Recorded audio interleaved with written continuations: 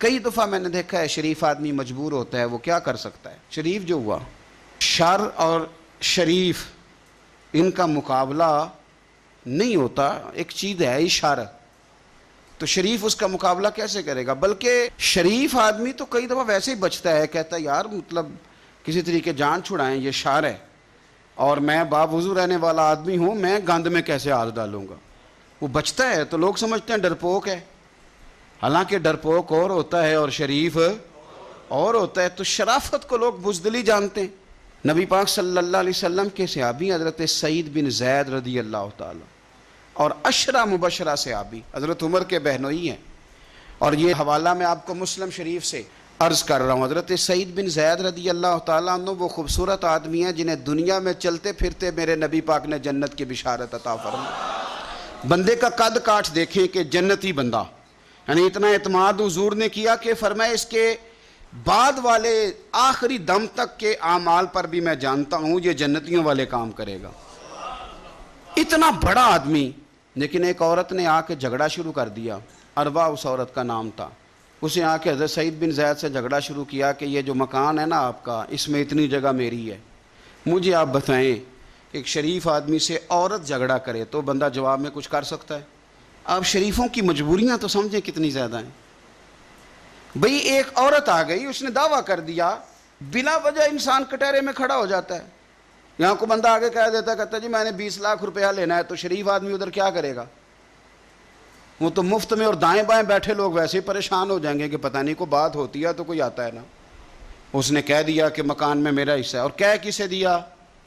اسے جن کے اعمال کے صحیح ہونے کی گواہی مدینے والے رسول نے عطا فرمائی۔ اس نے کہا جناب یہ مکان میں میرا حصہ ہے۔ اب حضرت سعید بن زید رضی اللہ تعالیٰ عنہ فرمانے لگے یہ زمین اسی کو دے دو،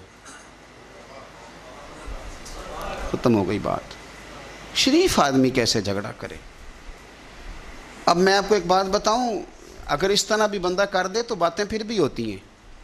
لوگ کہتے ہیں بلا وجہ تو نہیں نہ دے دی، ایسے تو نہیں نہ کوئی دے دیتا 4 مرلے، او بھائی ایسے تو نہیں نہ۔ فوراً فرمایا حضرت سعید بن زید، فرمایا دے دو اسے۔ تو آپ کے اہل خانہ کہنے لگے حضور آپ اسے کیوں دے رہے ہیں؟ فرمایا تم دے دو۔ میرے نبی پاک صلی اللہ علیہ وسلم نے فرمایا جس نے ایک بالشت زمین پر ناجائز قبضہ کیا، اللہ قیامت کے دن 7 زمینوں کا توق بنا کے اس کے گلے میں ڈال دے۔ فرمایا اٹھانے دو اسے، توق اسے اٹھانے دو۔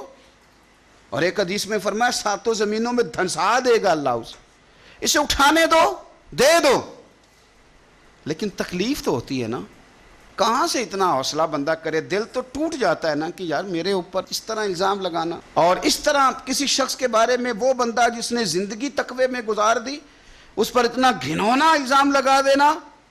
اب حضرت سعید بن زید نے نا لوگوں کو کہہ دیا دے دو، لیکن جب تنہا گئے تو دل ٹوٹا ہوا تھا، کلیجہ پھٹا ہوا تھا، طبیعت پریشان تھی، ہاتھ اٹھائے، کہا اللہ سچائیاں بھی تو جانتا ہے، جھوٹ بھی تو جانتا ہے، ظاہر چیزوں کو بھی تو جانتا ہے، چھپی ہوئی کو بھی تو جانتا ہے۔ اللہ اگر یہ جھوٹی ہے تو اسے اندھا کر دے، اور اللہ یہ جو زمین اس نے مجھ سے لی ہے نا، پھر اس میں اس کی قبر بنا دے۔ بعض شارحین نے لکھا ہے کہ حضرت سعید بن زید تو پہلے وصال کر گئے، لیکن وہ عورت زمین تو لے لی، گھر میں رہتی تھی پر اندھی ہو کے رہتی تھی، ڈھونڈتی پھرتی تھی، دائیں بائیں جاتی تھی۔ تو لوگ اسے کہتے تھے کیا بنا؟ کہنے لگے کچھ نہ پوچھو، مجھے سعید بن زید کی دعا لگ گئی ہے، مجھے لگ گئی دعا۔ تڑپتی تھی، روتی تھی، کنواں کھدوایا ہوا تھا، امیر لوگوں نے گھر میں کنواں کھدوایا ہوا تھا، تو یوں لگتا ہے کہ پانی بھی کوئی نہیں پلاتا تھا، کوئی نواسا نواسی پوتا پوتی بھی قریب نہیں آتا تھا۔ پانی پینے کے لیے کنویں میں گئی تو اندر ڈوب کے مر گئی، اس کا گھر ہی اس کی قبر بن گیا۔ دیکھیں نا، لوگ اس وقت سمجھ رہے ہوتے ہیں کہ جناب دیکھا نا میرا پتہ چل گیا، ہنس رہے ہوتے ہیں کہ دیکھا میں نے کتنا رسوا کر دیا، دیکھا پھر فلانا کتنی منتیں کر رہا تھا، دیکھا، اور تمہیں پتہ نہیں۔ تم کیا سمجھتے ہو کہ جس کو تم نے رسوا کرنا چاہا اس کا کسی وزیر مشیر اور بڑے آدمی سے تعلق نہیں تھا تو وہ تمہارے ہتھے چڑھ گیا؟ یاد رکھنا اگر اس کا وزیروں مشیروں سے تعلق نہیں نا غریب کا، تو اللہ ولی الذین آمنوا، اللہ تو وارث ہے کہ نہیں مومنوں کا؟ اللہ تو وارث ہے کہ نہیں مومنوں کا؟